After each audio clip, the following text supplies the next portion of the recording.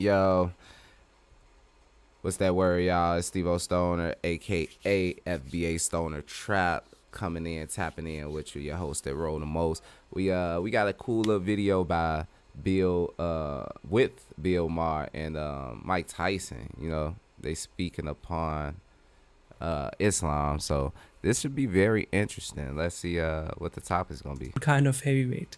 Let's see. And you're a Muslim. Yeah. Is the whole family Muslim? Some of my kids, but listen, it's my wife and my kids, they have to choose what they want to be. Right. They have to choose And that. you're okay with that? Absolutely. That is not a point of view that is even allowed in many, many Muslim countries in the world.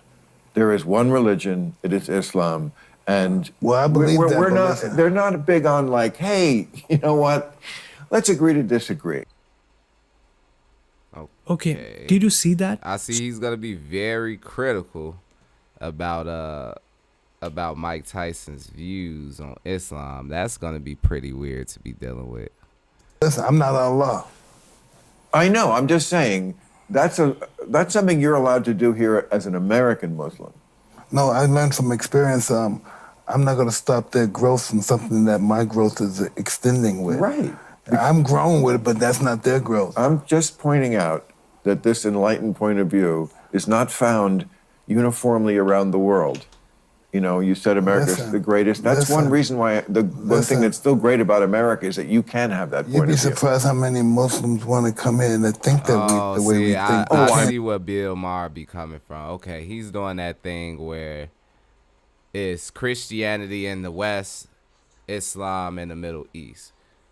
You can't pin Islam to a certain geographical area. If you could, it wouldn't have grown the way that it grew. You get what I'm saying? Most of the Islamic scholars and prophets were nomadic to a degree. You know what I'm saying? They went around and spread it. They gave dawah everywhere. You know what I'm saying? So see, this is gonna be a conversation because he's gonna play that whole USA Christianity thing as if you can't be a Muslim on this soil and it be respected. He's gonna be very critical of all of like the Islamic views and pin Mike Tyson in a way where his experience as a black man and as a Muslim should mirror something that's going on in the Middle East. And that's just a sticky topic. Come on, because come on. Let's just I'm sure they do. That. Oh, I'm not surprised. You'd be surprised. I'm not. And West and all those guys in Iran and stuff. You'd be surprised. Sure, These are beautiful people.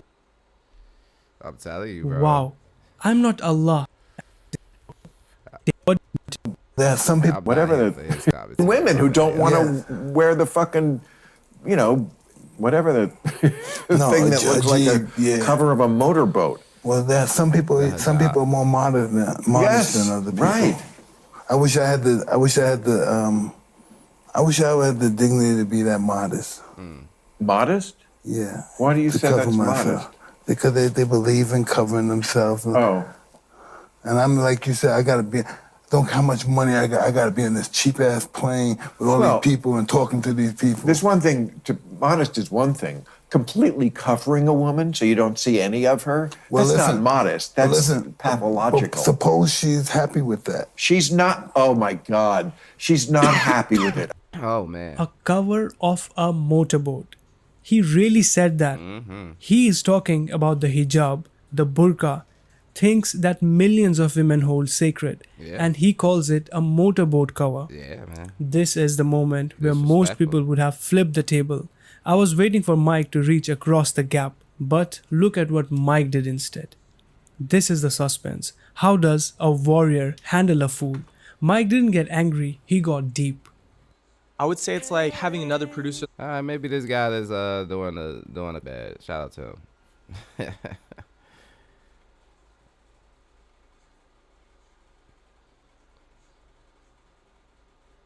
Oh, come on. Look the goddamn ads, man.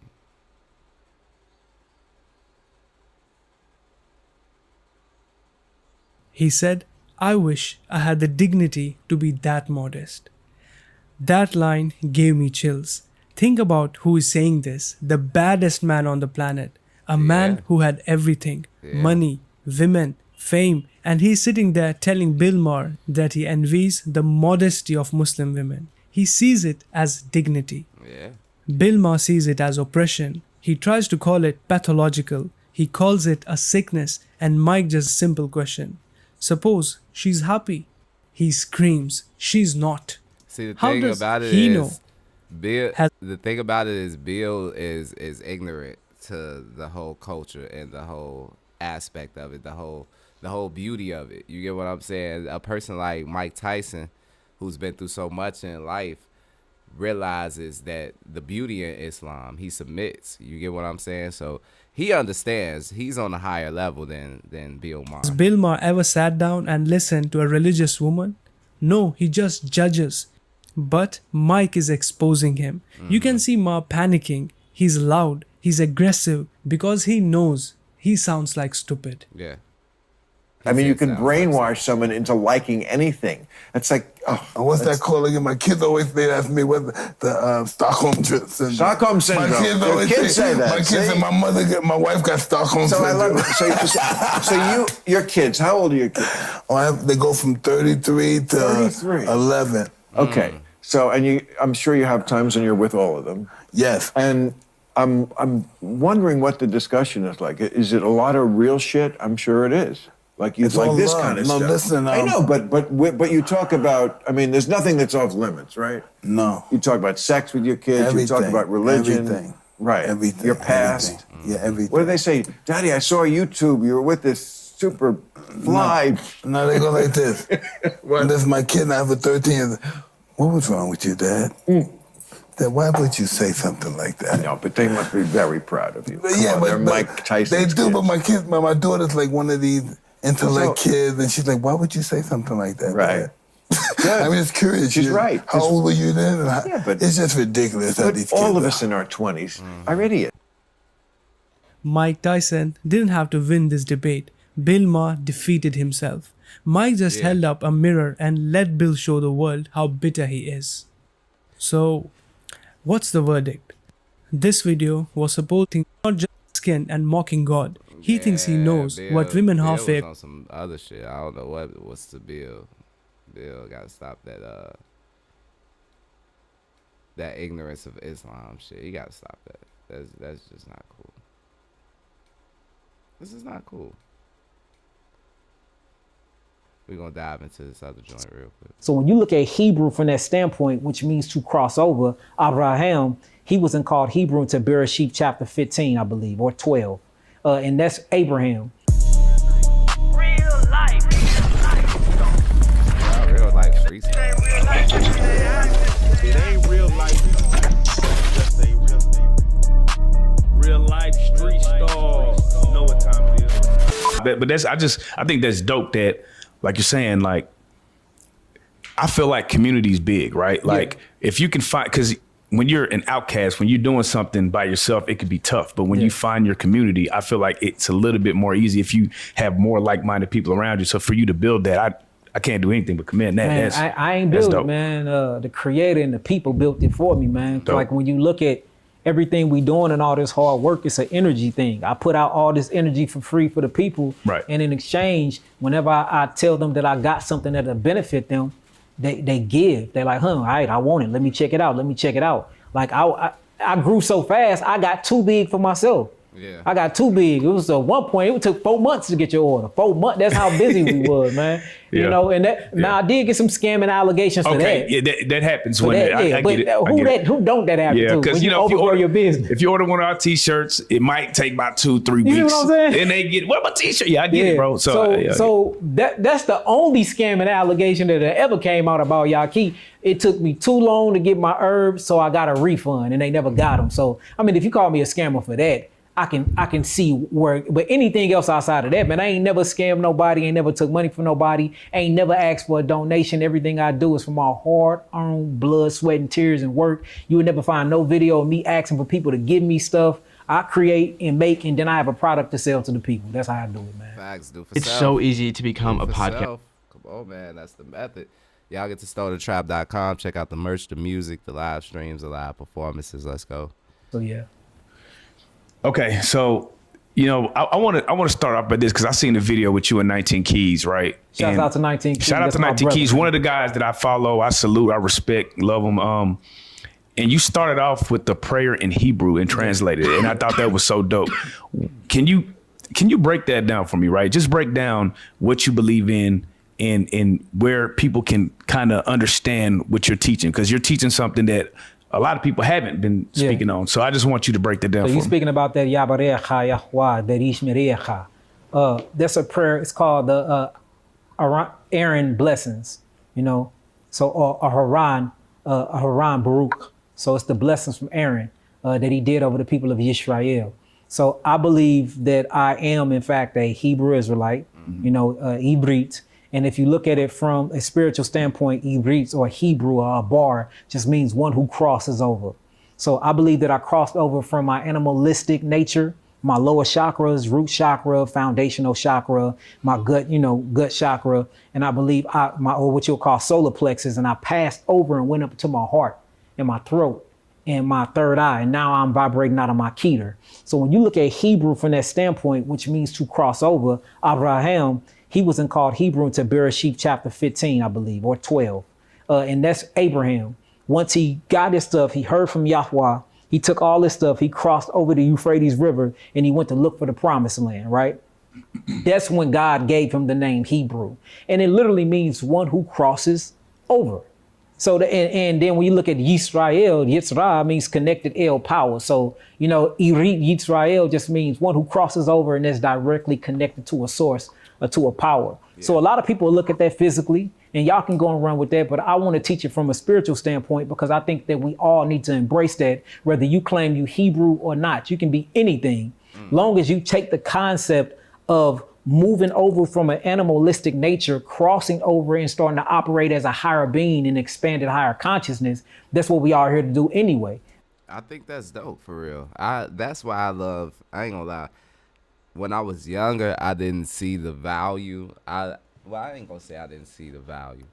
I would say I was ignorant to a lot of different aspects of different religions. And now that I'm older, I could see the value in each one.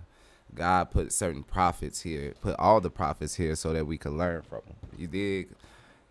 It don't matter if you're a Muslim, a Christian, Hebrew, Israelite, whether you follow Moses, whether you follow Muhammad, whether you follow the teachings of Jesus Christ, to me, you can find value in all of the messages.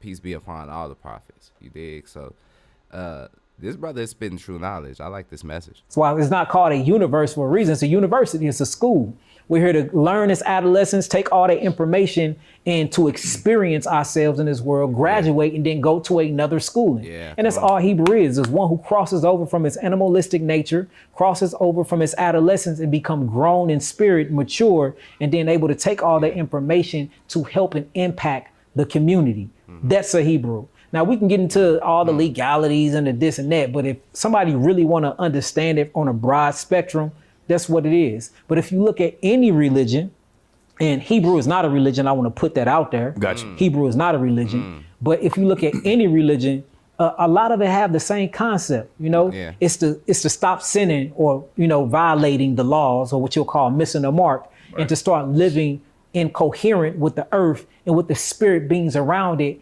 And most importantly, living in coherent and living in unity and peace with your brother and sister. That's a fact. And treating your brother and sister like you treat yourself, because your brother and sister is yourself, because nothing is separated. We all are one consciousness experiencing itself in 7 billion different bodies. What are some of the core teachings of Hebrew? Like I said, when I hear things, I'm just a student, right? I love learning. I have my beliefs, but I'm never closed-minded to just listening and learning. Yeah. What are some of the core teachings and things people can learn from being the Hebrew?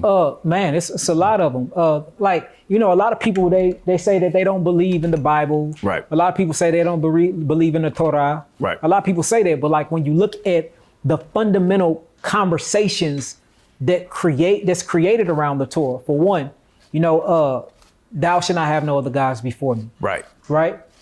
That gives you discipline. If you do believe in a God, if you do believe in a creator, why would you put another creator before that creator that you believe in? Facts. See, Facts. thou shalt not bow down to any graven images.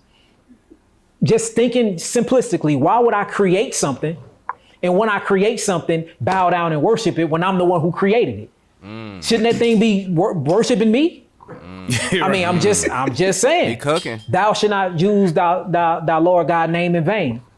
If I believe in the creator, and I believe that this creator had mandated things in the universe on times and schedules. For instance, Shemesh in Hebrew is what we call the sun.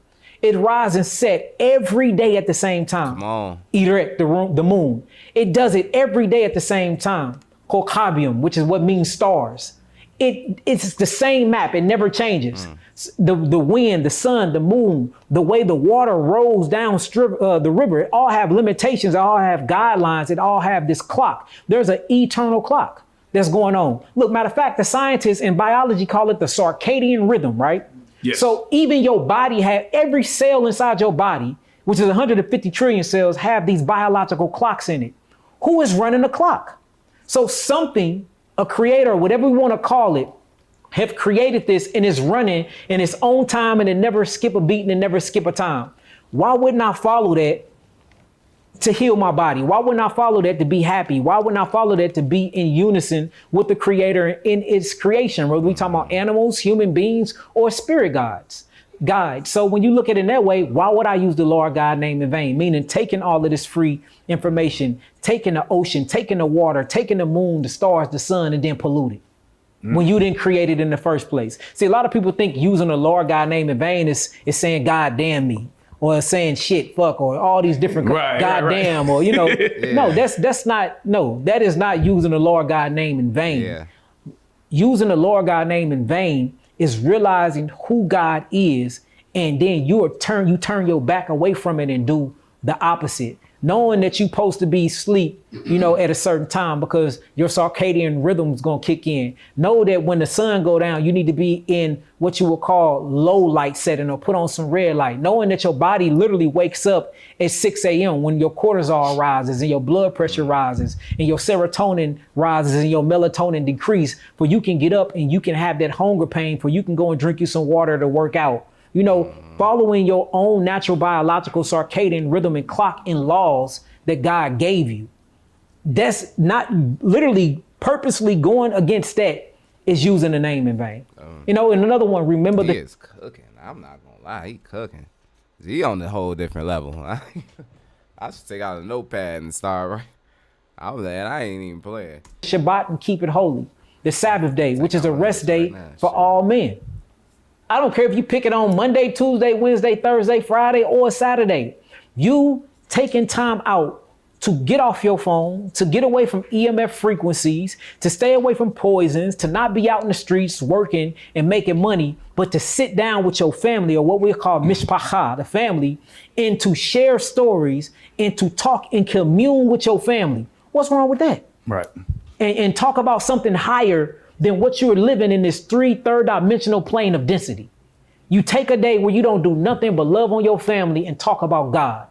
Talk about God, whether it be about the trees, how the trees was made, the birds and the bees, how are there certain connections and synchronicities. What's wrong with that right there? So remember the Shabbat day and keep it holy. That's the Sabbath, that's rest. And in order for you, and it's the crazy thing about this, brother, you will not restore without getting rest.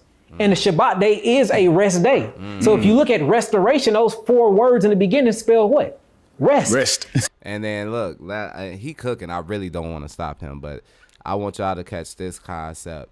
What he's speaking on is the day-to-day rat race that we be doing. Some of us be working. Some of us be going to school. Some of us, a lot of us got kids, you dig? So we be in this, it seemed like a matrix, like you on 24/7 and you just never turn it off.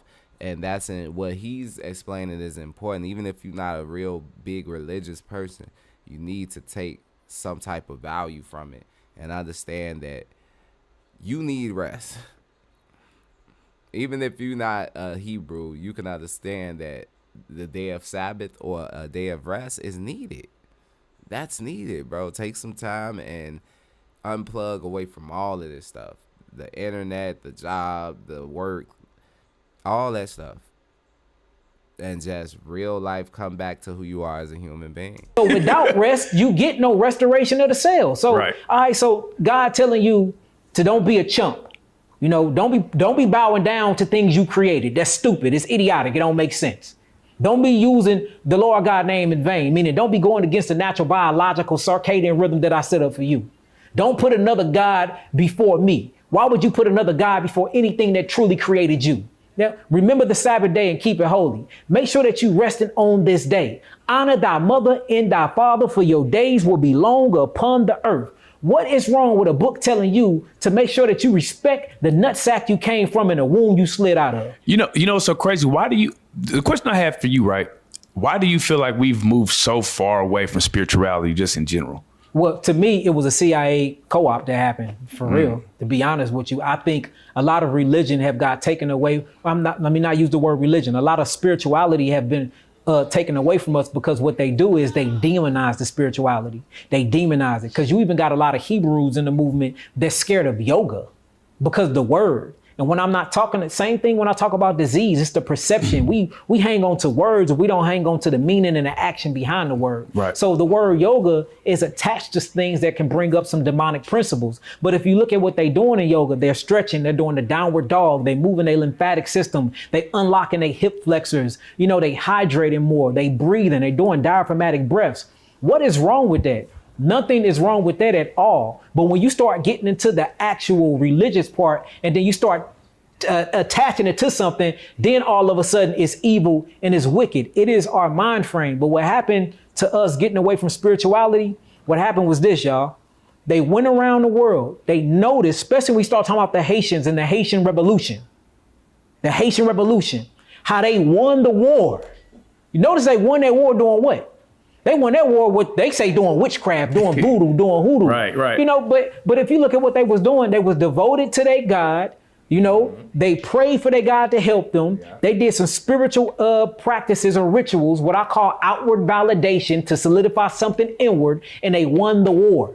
Everybody believe in spirituality or believe in this universal practice that we call energy. But when it comes to black people, especially black people from the church, the moment you hear energy, the moment you hear spirit, the moment you hear energetics or quantum physics, that's all they talk. They're measuring spirit. Now all of a sudden is bad or we need to repent or it's demonic. So I don't like to get hung up on the word. Let's get hung up on the action. And when you see the action is all, we talking about the same thing. And They notice that spirituality frees it frees the consciousness of black people. So what they had to do is they had to figure out a way to flip the scale. So they went around and they pushed religion on us. They didn't push a Bible on us. We already had the Bible. We already had the Torah. We already had these writings, and we got a lot of it from oral tradition. That's why when you look at most of the old slave names, a lot of their last name ended in Yah. And Yah is a principle, a part of Yahweh. It's called Yahuwah. And it's the breath, the breathing of God, this force, this creative force that's all around us. Matter of fact, when you breathe in and breathe out, you say Yahweh. You saying Yahweh. It's the breath you breathe in. It's the energy. It's the prana. It charges your cells. It helps convert ATP over into all this energy that you need. So what they did was they went around the world and they pushed religion on us and they made us think that spirituality was bad and that it was wicked, because true spirituality will free your mind, but real religion, what it was created for, will imprison your consciousness. So that's what happened. Because when you in true spirituality and you don't let titles and you don't let labels hold you back or hold you down, you free and you have an open-ended consciousness. See, me, I can meet a Muslim tomorrow and say assalamu alaikum, wa alaikum salam. Hug that brother because I get what he's trying to do. Right. He's taking care of his family. Right. He's taking care of his wife, his wives, or whatever, however you want to do. He's eating healthy. He walking around. He's making sure he's protecting the knowledge of the minister. How can I knock that? How can I knock that discipline? So I'm going to say assalamu alaikum. I'm going to love on that brother. I can see an Indian person and they can believe in they Indian gods. But if they good people, I know what they are learning and what they're applying is good to the body. I can meet a Hebrew or a Christian that follow Jesus. If you good and you treat your brother like you treat yourself, if you take care of your family, if you're not out smearing people, if you working out, if you helping out your body, if you putting out good vibrational energy, I don't mind praying with you, brother. Because it ain't the words, it's the actions. We get caught up in the semantics of the language. And we already know this language, this Babylon language is backwards anyway. So I just think we getting caught up in the words, brother. And the CIA did a real crazy job at taking spirituality away from us and putting us in what I would call conscious box or prisons, brother. Straight up. That brother is tapped in. He just cooked, boy. He just cooked. I have one more joint I want to check out. Need to create. Actually, I don't even want to do that one. The only requirement to join the Klan is that you're white and you're a Christian. I pastor the church, but also I am national director of the Knights Party. And Knights Party, that's interchangeable. Now to kick it real. Nah, bro talked about how the dominant society. He said CIA, but that's a product of the dominant society. So we gonna tap into how they flip a religion, and let's dive in with the Ku Klux Klan. Correct. Okay. And so what is your agenda? Our whole agenda here is make America a spiritual Munich. So your perspective on Hitler and the Nazis is positive? Positive, yeah. The Ku Klux Klan once claimed millions of members. They bombed children, assassinated activists, and shaped politics across the South. Today, its power has collapsed into this, a quiet compound hidden in the mountains of Arkansas. We went there to meet its leader, Tom Robb, and found a community scarred by its Klan past. So you telling me the Ku Klux Klan, which is registered as a religious organization, a Christian organization at that, rather than a home or a domestic terrorist organization like they should be. Their leader is still alive. Look at this dude. What was his name? They bombed children, assassinated activists, and shaped politics across the South. Today, its power has collapsed into this, a quiet compound hidden in the mountains of Arkansas. We went there to meet its leader, Tom Robb. This guy. Look at that sister. She put black power on his ass, boy. She ain't playing. She ain't scared of their ass. Dude like a fucking punk. Knock his glasses off. His ass a goofy. Found a community scarred by its Klan past. Here you are. You're the most racist town in Harrison, Arkansas, because that's what people said. Kind of wish that stigma would end. That's what people said. Boy, you know that's what people know. I hate when people start doing this whole passive. People act like you go into Harrison and every single person is racist. I promise you it's not as bad as it used to be. Harrison is a nice community, not racist. I promise you it's not as bad as it. He looked like a half-breed from somebody. Why you got this Chicago sweat on? These weird-ass tattoos on your face and this goof-ass nose ring. Let me stop frying, bro. I'm roasting, bro. It used to be. Harrison is a nice community, not because of the Klan. Harrison is a nice community because it's white. If you're looking to learn, make sure y'all get to stonertrap.com. Check out the music, the merch, live streams, and live performances. Let's go. We started in Bentonville, at the edge of the Ozarks, where an Arkansas native told us this. You don't have to go very far from here. I mean, there's communities in Arkansas that don't, make contact with the outside world, okay? People say one such place is Zinc, the mountain town where the Klan is based, and we set off for there. On the way, we rose through the mountains and passed through Harrison, which is known as America's most racist town. The most racist city in America. A stigma residents and leaders in the city of Harrison, Arkansas are aware of. This white pride billboard is what greets you into the city. Thomas Robb is the director. This white pride. It's not racist to love white.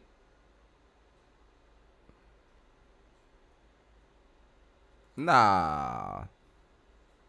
It's not racist to love white people. Billboard is what greets you into the city. Thomas Robb is the director of the Ku Klux Klan, which is sponsoring the billboard. If you read a story about Ozark strong, Harrison proud. That is crazy. And then it's a lawyer that got his goddamn shit right over that, and then McDonald's right under it. It's not racist to love white people. They ain't put white on there. They just kind of left it blank on a white sign, which was fake, you know, clever or whatever. But they got whiteprideradio.com, so that's what give it away. Harrison being the racist city, it's always that billboard that comes up. Now, we just got out to talk about it. However, a man sitting in his car here who was honking at us, telling us to leave, just shouted at us and said, "This is private property, get away from here." The other guy we asked about it, he said no comment, refused to talk. Not the friendliest people at this specific plot of land where they have the white pride sign up. In Harrison, though, people were extremely friendly and sick of the label, which they said was the fault of the Klan being based 10 miles away. Now, when Harrison, you Google it, and it's about the racism and this and that. Yeah, we've seen a bunch of stuff online about that. But when you talk to people, I mean, that's not what you hear. No. Right? No. It's a great town, honestly. It's very safe. You'll get people here and there, but I think that's just wherever you go. A lot of people will welcome you in and cook you dinner. They don't care, like, where you came from or, you know, who you are, what you look like. It got a bad rap for whatever reason. Why do you think it has a bad rap? You hear stuff down in Zinc, you know, KKK stuff. We even try and stay away from Zinc, like down in the town of Zinc. It's like, People act like you go into Harrison and every single person is racist. For like widespread racism, I've never seen that. I kind of get what he's saying, but at the same time, I don't. Because it's one of those things where if y'all not stomping to get that shit up out of there, as far as a system, because y'all as a town, y'all have, there's nothing wrong with loving white people on the sign and white pride radio. Come on, man, y'all facilitating this shit. You get what I'm saying? So if you're not making a way so that this system of racism does not make its way into y'all towns, into the industries, into jobs, schools, every other sector of life, then why should we trust anything that y'all saying? do y'all like salsa? Peach jam for both of y'all. And then I have hot salsa and mild salsa. Come to the most racist town in America. Leave with homemade salsa and peach jam. What friendly people. Honestly, Harrison, love it here. I don't want to live anywhere else. There's a town called Zinc. That's where all the crap happens. Of course, when someone zooms in on a map, the first town they see is Harrison. So they're like, oh, we just put the blame there because it's a common town. I know everyone talks about that big old billboard on some guy's property. The city's been trying to take it down, but he's been taking to court for it. I don't even know what it says on it because I just don't care. I don't pay attention to it. He wants to be a nuisance and be a problem. Let him keep doing that. We wish the best for him, I guess. They're just going to find people like that everywhere. Rather than a racist town, what emerged in Harrison was a picture of a peaceful, growing place with an undeserved reputation. We're trying to understand if Harrison's actually, ever said it's a racist city. It used to be, yes. I left in 2013, come back in 2020. It was a completely different town. They were still rallying down at the old come and go. The KKK. They were still Tom Robin. So that guy passes away, a Grand Dragon, whatever, when he passes away, it may not be known for that. I don't see how the dang thing's still going on, to be honest with you. It's the dumbest thing I've ever seen in my life. I kind of wish that stigma would end. You're just used to it, and you can't do nothing about it. What are you going to do? But yeah, I don't care what color you are, I'll treat you the same, so. You're not. Yeah, that's the game of white supremacy. It's like, let all of the outward racist guys die off, like the KKK guys, the guys that are extremists, let them kind of die off so we can do our quiet racism thing, so we can hoard all the resources, opportunities, and privileges on paper, and we could do the hush hush, and we'll never call you the N-word. We'll never have to hang somebody from a tree. We'll just hang you on paper with litigation. So that's the thing about it. It's like, I don't really trust. All of this shit is still white supremacist, suspected. So. States, they've always got to have a label for any place. Okay, Harrison's the most racist town in the whole country. So people label something one thing, and there you go. History books. Here you are. You're the most racist town in Harrison, Arkansas, because that's what people said. Hungry Root is here, and Yeah. I need it. Nah. It ain't that because that's what people said. It's because that's the reputation that y'all made for y'all self, man. I don't really be trying to hear that shit. I do not be trying to hear that shit. Because I'm willing to bet if you pulled up lynchings in Harrison, Arkansas or whatever, or you pull up lynchings in, what was the other spot that they named? Zinc, Arkansas. You'll see all types of historical bullshit that went on there. The Klan's location out here is a sign of its defeat. Formed after the Civil War to enforce Jim Crow and kick Northern troops out of the South, it terrorized people across the country throughout the 20th century with bombings, lynchings, and assassinations of voting rights activists and others. Then, its members faced justice while lawsuits bankrupted the organization. Today, it's a shell of itself with the headquarters here in the woods around Zinc.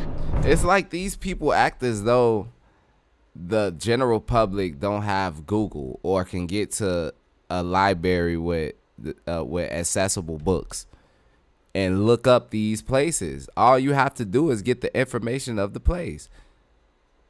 Okay, Arkansas. What part of Arkansas? Zinc. Okay, Ozark. Okay, look up Harrison. I want to know the information there because now we're speaking of KKK type activity. All right, let's look up certain years. Now we got a timestamp. You get what I'm saying? Like it's the plan in your face with the intellect for me. A few miles away from there, we stopped and got directions from this man, who said he opposed the Klan, but that the group now minds its own business. Really, since I've been out here, I've not seen any kind of hate. They've had their meetings and stuff, but it's always been civil. We all have our own rights to believe what we want, to decide how we feel. And how he feels isn't how I feel, and that's not how you feel. Zincs, just follow this down, you'll hit dirt, and it's just, I don't know where it's at down there. Like, I've never went looking for it. I just go down to the dirt, hang a left, and take Old Lead Hill Road, and I can pop out down the road from my mom and dad's. So you go down that way, and then you get to the Klan HQ. I have not a clue where it's at. Right. Never been, never decided want to go. Yeah. Following his directions, we got onto the dirt road and finally reached Zinc. Right now, we are driving down Broadway in Zinc, Arkansas. It ain't like the Broadway in New York. We followed the dirt road through one of the most backwoods and remote communities we've ever seen in the U.S. Eventually, we reached an entrance to the Christian Revival Center, where we met Pastor Rob. Tom Rob. Tom Rob. That shit just looked like where we met that shit just looked like Camp Crystal Lake. U.S. Eventually, we reached an entrance to the Christian Revival Center, where we met Pastor Rob. Tom Rob. Tom Rob. National Director of the Ku Klux Klan. KKK. Knights of the Ku Klux Klan. Tom leads both the KKK and an identitarian church, which teaches that white people are God's chosen ones and that racial separation is both natural and necessary. In their mind, democracy is you get to do whatever you want. No, you will not transgender my child. On the compound, there are bunks and other facilities for families to visit, a church, and Klan meeting spaces. Cabins up here. What are the cabins for? Well, we got men's over there and women's over here. We haven't built the trans cabin yet. You cannot find in 60 years of my ministry one single time where I ever said I hated black people. Do you love your parents? That's cap. Do you love them more than my parents?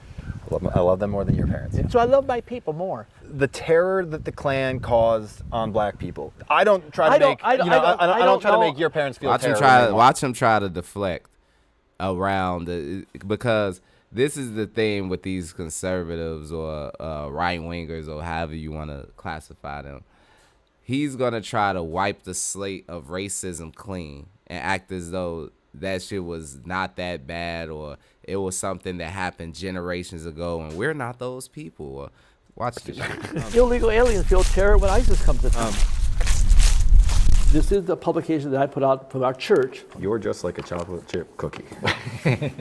The Death of Charlie Kirk. And then this is put out by the Knights Party. Separate. So this is church pile. Yeah. And this is Klan pile. Why would we ever want more immigrants? At first, Rob tried to bill himself as a mainstream conservative who was years ahead of the curve in opposing immigration and progressive policies. We were living in Tucson. We did not want to raise our children in that atmosphere. So we decided to move out here to Arkansas. We moved here in '72 and been here ever since. We felt it was too close for what eventually became an illegal invasion. We're facing what really white genocide. You need to be involved with somebody somewhere. We think we're the best. We have a better agenda. So what is your... It's sick how they take... It's sick how they sit there and victimize themselves and act as though it's a genocide on the YT race. Like, as if they not running around genociding the entire world, colonizing the whole world. And basically, we like to reclaim the same value. What were the values of our forefathers? What are the values? What did they embrace? We have racial imbalance happening in this country. It's not the same country it was when I was growing up. And people say, well, things change. Well, yeah, they change, but this change was not done by a vote of the people. The American people didn't vote on changing our communities, changing our churches, changing our homes, changing our environment. All those things happened by the massive new immigrants that come to this country that altered what we foundationally were. I think many Americans feel the same exact way as you, as Correct. what you just described right there. That being said, they don't go and join the Klan. I'm a preacher. I consider my activities in the Klan as part of my evangelism. Many people, even other organizations that espouse the same thing I'm saying, for the most part, they're ignored. So when I joined, I figured the best bang for the buck, because people do not ignore the Klan or the Klan name. The Klan. The problem with the Klan is you burn crosses and you hang black people from trees, and that's been the goddamn theme of it since you started. And it was really the Confederacy mad about losing the war and people in the South not being able to handle that black folks was free. So their response to it was to get a hate group together to go subjugate and cause violence to those people, to that whole population. That being y'all background, bro, you can't run from it. You can't hide it underneath a religious belief, because we all know that Christianity isn't the real religion. White supremacy is. And that's proven through your actions.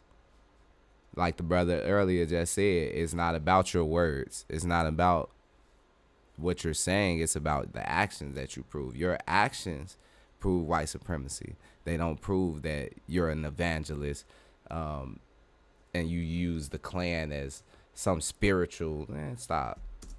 Was synonymous with terror, terrorizing African Americans in the South through lynchings, through other actions. Correct. I mean, they're only because the media was pushing that. So you don't think in the no, so that didn't happen. So the media that was AI, that was 1930 AI. Y'all, that didn't really actually happen. That was something the media pushed in front of us. Get the fuck out. Every time there's a murder happens, a black guy gets murdered. KKK, KKK, KKK. How many Baptists commit crimes? How many Lutherans commit crimes? How many Catholics commit crimes? In fact, the whole mafia is supposed to be Catholic. He's very evasive when it comes to accountability. I will say that he's a good deflector. I'm talking about he dodged those punches like Muhammad Ali. Goddammit. Rob denies the Klan was violent, but that's not true. Among many examples, a Klansman admitted to shooting the NAACP field secretary Medgar Evers in his driveway in 1963 Mississippi. That same year, Klansmen planted a bomb in a Evers in his examples. A Klansman admitted to shooting the NAACP field secretary Medgar Evers in his driveway in 1963 Mississippi. That same year, Klansmen planted a bomb in a Baptist church in Birmingham, Alabama, killing 4 young girls. In 1981, Klan members lynched a black man, leading to the lawsuit that eventually bankrupted the Klan. These are just a handful of the crimes committed by people in the name of the organization. Stupid ass. Imagine being able to build an app with your name on it. You're not gonna dodge the accountability from the Klan, bro. It's a long ass receipt that y'all left. Vision where we have a society that's extremely multicultural, that's very, of all these different religions and atheists and this and that. What's the solution in terms of right now? What would you like to see? Most of the migrants are on the East Coast and the border states, the East Coast, West Coast. White people migrating, moving to the heartland. That there's probably going to be somewhere in the future, there's going to be some people saying we need another constitutional convention and tell the federal government we have no part of you any longer and establish an independent country. So what do the Knights do now? When people picture the Klan, they picture the guys in the robes, burning a cross. Mm-hmm. Is that accurate? It's a cross lighting, but that's okay. Okay. It's in fact symbol. Methodist Church uses the same kind of cross symbolism. The Presbyterian Church used that same symbolism also, and many other denominations. So burn a cross on fire. Guys in white robes putting a cross on fire. And girls too. And girls can be members of the Klan too. Oh, absolutely. Okay, so people in white robes getting together and setting a cross on fire. This is what the public envisions as the Klan. Yeah. Is that still happening? We have a cross lighted once a year at our national conference. But every time we get together, we don't put on robes. So when you guys have meetings, so what does that symbolize other than other than intimidating black folks, because what y'all would do is burn crosses outside of black people's houses before you did your acts of violence. Before y'all threw Molotov cocktails through the windows, before y'all shot at people running out. And y'all would be riding around on horses and doing all types of crazy shit as you're doing it. So I'm trying to understand, what is the spiritual aspect of y'all burning a cross? There's no spiritual aspect. Y'all use that as an intimidation tactic. Get out of here. What do you guys talk about? What do you do? What are you seeking to accomplish? Well, basically evangelism. We do believe that we want people, reach out, white families. You have a right to be proud of who you are, right? Proud of your heritage, proud of your culture. So the conversation that kept coming up in Harrison is this. We're a normal southern town, but the fact is, because we have the Klan nearby, and that's what we're known as. We're known as the Klan town, and they say, a lot of people put it on you. I guess, what do you think about that? It's kind of irritating. I think you'd be irritated too. You live in a community here, then somebody moves in from out of town, sets up a shop, and says, "Well, Tom Robbins, not welcome in Harrison." Well, I was here before you were. If it's so bad, why do you move here? Harrison is a nice community, not because of the Klan. Harrison is a nice community because it's white. Wow, you As heard we drove that? away from- Did you hear that? Did you hear that? He said it. Klan HQ, I thought about the people in Harrison. Here was Pastor Tom Robb saying that he was fighting to help the white race. Well, the only visible impact we could see was that he had burdened his community with having to live in a place known as America's most racist town. So even for his own people, Tom Robb's efforts seem to have done more harm than good, leaving many wondering why he's there in the first place. So, I mean, ain't that some shit? Even the white folks down there ain't rocking with your ass, Tom. You saying Harrison is good, not because it's racist, because it's a white town. And the white people there that he been interviewing saying that they don't like it because you running the town. You got this smut on their name as the most racist town in America just because yo ass there. Just because you are the self-proclaimed leader of the Klan, the Grand Wizard or whatever. Like, so shit. That's how we gonna end this one. But y'all make sure y'all get to stonertrap.com. Check out the music, merch, live streams, live performances. I'll tap in with y'all in a minute.